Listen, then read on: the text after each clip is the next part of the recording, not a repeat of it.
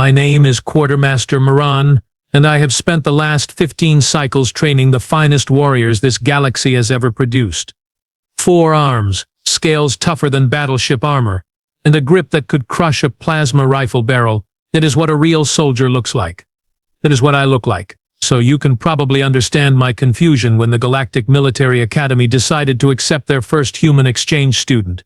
The Advanced Combat Training Facility on Space Station Omega-7 had seen recruits from over 200 species, Regillians with their crystallized bone structure, Centaurians with their extra limbs sprouting from every joint, Rothan berserkers who could bench press a shuttlecraft. But human, oh sweet cosmic irony, humans. When Amy Kowalski walked through the pneumatic doors of Training Bay Alpha, I nearly choked on my protein supplement. 2 arms. 2. Not 4 like any civilized species, not 6 like the Arachnans, not even 3 like those weird triangulans from the Outer Rim. Just 2 pathetic little appendages dangling from her shoulders like broken antennae. Admiral Vashi, standing beside me at the observation deck, let out a sound that resembled a dying quasar. By the 7 moons of Zalthara, he wheezed between his laughter, are we supposed to train that thing or put it in the Academy's petting zoo? General Kraftnog, bless his 3 hearts, tried to maintain some professional dignity, or about 5 seconds. Then he took one look at this Amy creature attempting to lift a standard-issue pulse rifle and completely lost it. The weapon, designed for proper 4-armed beings, looked absolutely ridiculous in her tiny 2-handed grip. Moran, the general managed between his hysterics, please tell me this is some kind of elaborate joke from command. Please tell me they did not seriously expect us to turn this biological curiosity into a warrior. I studied the human more carefully, my professional eye cataloging every obvious weakness. No natural armor plating, no redundant limb systems, no visible weapon pods or defensive spines.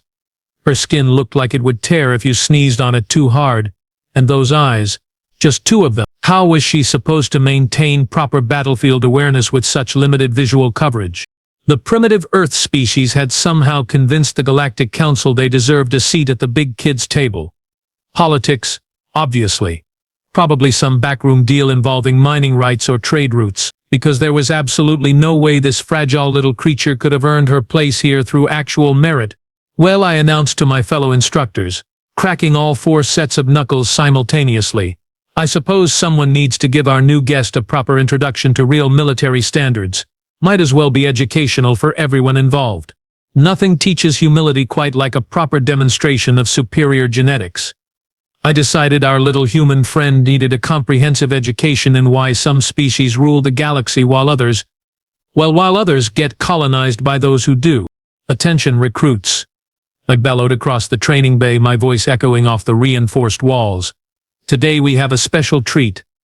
Our newest Academy member will be participating in a standard strength assessment using the gravitational resistance training apparatus. The gravitational resistance trainer.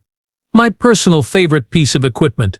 This magnificent machine could simulate the crushing weight of any planet in the known galaxy, from the gentle pull of an asteroid mining station to the bone-crushing gravity of a neutron star's moon. I had set more records on this beautiful device than any instructor in Academy history. Word spread faster than a plasma leak in a fuel depot. Brandon Torres, a 6-armed Centaurian from the Advanced Tactical Program, practically teleported over to get a front-row seat. His species were known for their incredible multi-limb coordination, but even he respected superior Zoltharian strength. Commander Tom Mali, a crystalline-structured Regillian, floated over with that peculiar grace his people possessed. Tom had personally witnessed me deadlift the equivalent of a small fighter craft just last week. The poor fellow still looked somewhat traumatized by the experience. Within minutes, half the Academy had gathered around Training Bay Alpha. Students whispered excitedly in 17 different languages, all wondering the same thing. How quickly would the human break? I strutted over to the control panel, my 4 arms moving in perfect synchronization as I began calibrating the machine. Now, class, I announced with my most professorial tone. Observe carefully. This device measures raw physical power under variable gravitational conditions. My personal record stands at 473,000 standard units of resistance. A collective murmur of appreciation rippled through the crowd. Even after all this time, that number still impressed people. But here's what puzzled me. Amy Kowalski just stood there, calm as vacuum space, watching me prep the equipment. No nervous fidgeting, no obvious terror, not even a single bead of sweat on that ridiculously smooth forehead. Either humans were too stupid to understand danger, or this particular specimen had some serious delusions about her own capabilities. Time to remind everyone why Zeltharians sit at the top of the galactic food chain. I stepped up to the resistance platform, all 4 arms flexing in perfect sequence. The crowd fell silent as I gripped the primary lifting bars with my upper arms while my lower pair activated the stabilizing controls. Standard warm-up protocol, I announced, setting the machine to what most species would consider their maximum capacity, 200,000 units of resistance. The machine hummed to life, artificial gravity fields crackling around the lifting mechanism. I pulled. The weight bar rose smoothly, effortlessly, like lifting a feather in 0G. The crowd erupted in appreciative cheers. Brandon Torres started that annoying Centaurian clicking sound they make when impressed. Even Tom Molly's crystalline structure flickered with admiration. Pathetic, I declared, cranking the resistance up another notch. Let's try 300,000. Again, smooth as silk. My scales barely showed the strain. A few younger students actually applauded. 400,000? More cheers. 450. The crowd was eating it up. Finally, I pushed it to my record-breaking 473,000 units. The machine groaned under the load, energy reading spiking into the red zone. But I lifted that weight like I was picking up my lunch tray. Perfect form, controlled breathing, not even a single scale out of place. The applause was thunderous. Admiral Vashi actually wiped away what might have been a proud tear. And now, I said, gesturing grandly toward Amy with all 4 arms, our human friend can demonstrate the considerable capabilities of her species. Amy approached the machine without a word. The crowd's energy shifted from celebration to barely contained laughter. She was so small compared to the massive apparatus that she looked like a child playing with adult equipment. I reset the machine to its lowest setting. 5,000 units. Practically nothing. Let's start you off gently, I said with my most condescending smile. Amy gripped the bars with her pathetic 2 hands. The machine activated, she pulled, and struggled. Actually struggled. Her face reddened slightly. Her breathing became labored. It took her 3 full seconds to complete what should have been an effortless lift. The laughter started as a whisper and grew into a roar. Brandon Torres was practically vibrating with amusement. Tom Maley's crystalline body was flashing colors I had never seen before. Fascinating, I commented loudly enough for everyone to hear. Apparently, human anatomy makes our basic warm-up exercises quite challenging. Perhaps we should find some lighter weights, maybe some empty boxes. The laughter was reaching dangerous decibel levels when Amy finally spoke up. Her voice was quiet, but somehow it cut through all the noise like a plasma cutter through butter. Excuse me, Quartermaster Moran, she said, still gripping the resistance bars. I have a question about the equipment settings. Oh, this was rich. The human wanted to blame her pathetic performance on the machinery. Classic deflection technique. I had seen it 1,000 times from recruits who couldn't handle the reality of their own inadequacy. What seems to be the problem? I asked, making sure my tone dripped with just the right amount of condescending patience. Is the equipment too advanced for your species' level of technological development? More chuckles from the crowd. Brandon Torres was now making those weird chittering sounds Centaurians produce when they're completely losing it. Well, Amy said, completely ignoring the laughter, I've been training under Earth's gravitational conditions my entire life. This station operates at 0.7 standard gravity units, correct? I blinked. All 4 eyes. That was oddly specific technical knowledge for someone who had just struggled with basic resistance training. Your point being? I asked.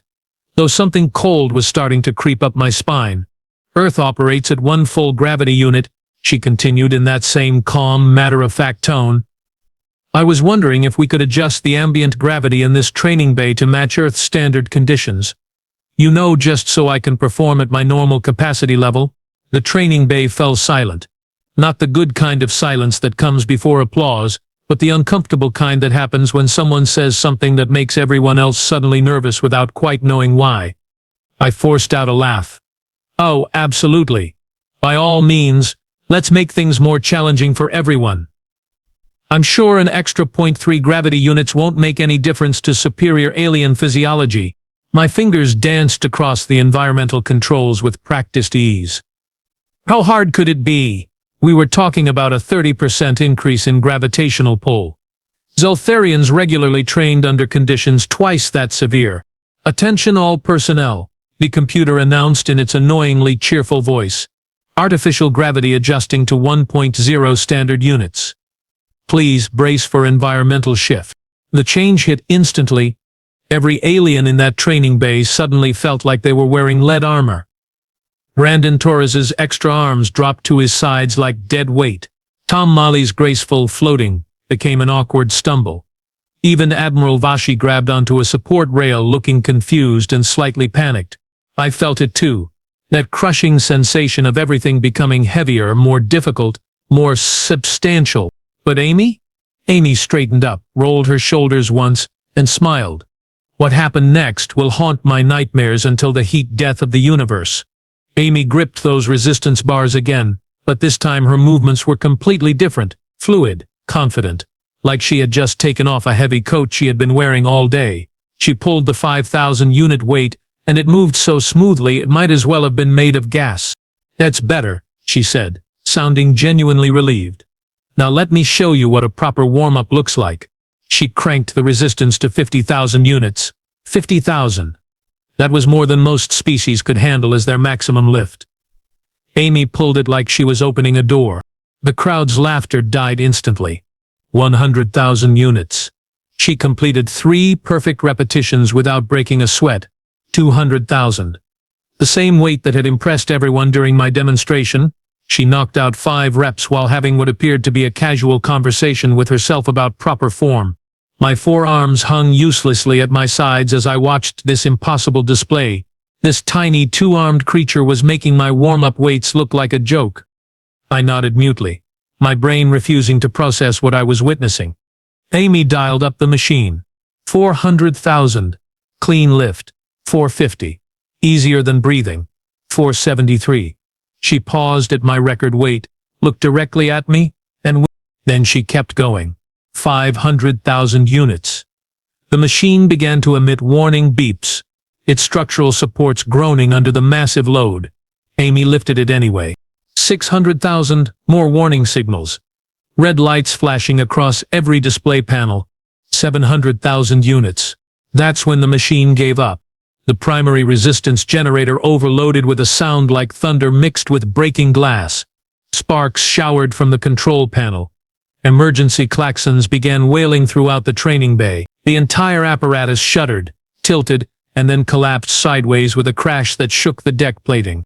Amy stepped back from the wreckage, brushed some debris off her uniform, and looked around at the completely silent crowd of aliens who were all staring at her with expressions of pure, undiluted shock. "Sorry about that," she said, sounding genuinely apologetic. "I probably should have warned you that your equipment might not be rated for Earth-standard performance levels. My pride, my arrogance, my entire worldview.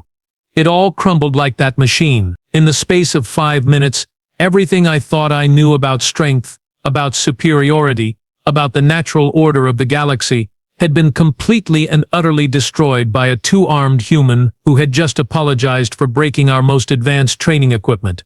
Amy looked around at the wreckage, then back at me with those terrifyingly calm eyes. "Your turn, Quartermaster. Let's see how you perform under Earth-standard conditions." The challenge hit me like a plasma torpedo to the ego. Every instinct I possessed screamed at me to decline, to make excuses, to find some dignified way out of this nightmare. But I was Quartermaster Moran. I had a reputation to maintain, a legacy to protect. I stumbled toward the backup resistance trainer, each step feeling like I was walking through liquid metal. My forearms, normally my greatest advantage, now felt like they were made of solid neutronium. Even lifting them to grip the equipment required tremendous effort. I managed to set the machine to 50,000 units. 50,000! A weight I could normally lift with just my upper arms while eating lunch. I pulled with everything I had. Nothing happened. I tried again, straining until my scales started changing color from the effort. The weight bar moved perhaps 2 centimeters before my grip failed completely, and I collapsed backward onto the deck plating. Around me, the other aliens were faring no better.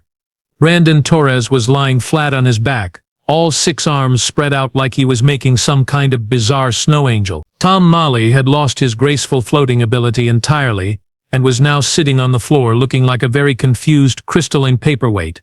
Admiral Vashi was clutching a wall support so desperately that his claws were leaving gouges in the metal.